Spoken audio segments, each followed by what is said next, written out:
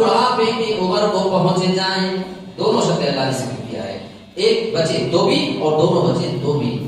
سوال یہ پیدا ہوتا ہے کہ ترتیب میں اللہ نے پہلے ایک کا تذکرہ کیا ہے. ایک بچے تو زیادہ خیال کرنا اس کو اللہ نے شروع میں بیان کیا, فرمایا دونوں بچے تبھی خیال کرنا. اب سوال اس میں اب مفسرین نے یہ پیدا کیا ہے اللہ نے پہلے ایک کا ذکر کیوں کیا ہے. اللہ نے پہلے یہ کیوں نہیں کہہ دیا کہ جب تمہارے پاس دونوں بڑھاپے کی عمر کو پہنچ جائیں. دونوں کا ذکر بعد میں ایک کا پہلے اللہ نے کیا. اس کا مطلب ایک بچے تو زیادہ کیئر کرنا, زیادہ خیال کرنا, تھوڑی بھی لاپرواہی نہیں ہونی چاہیے. کیوں؟ اس لیے کہ اگر دونوں جوڑا رہے گا تو تمہاری طرف سے تھوڑا سا اگر لاپرواہی ہو بھی جائے تھوڑا تم نظر انداز کر دو گے. اگر تھوڑا بہت وہ کوئی چیز محسوس کریں گے.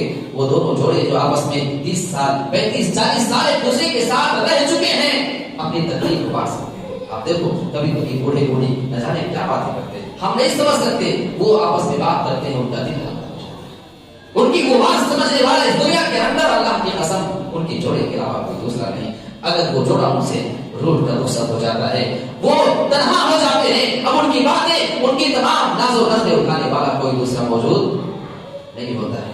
اللہ فرماتا ہے اگر ایک کا انتقال ہو جائے اے انسان زیادہ خیال کرنا.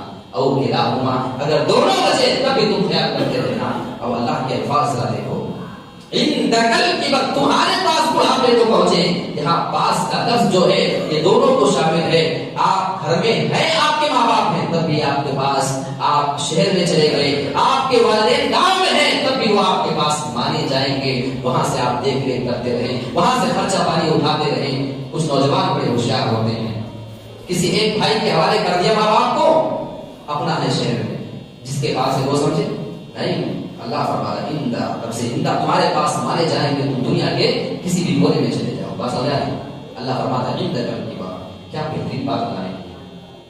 اچھا کیا نہیں کہنا ہے, کیا حکم اللہ دے رہا ہے, فلا تقل لهما اف, اپنے والدین کو اف تک نہیں کہنا.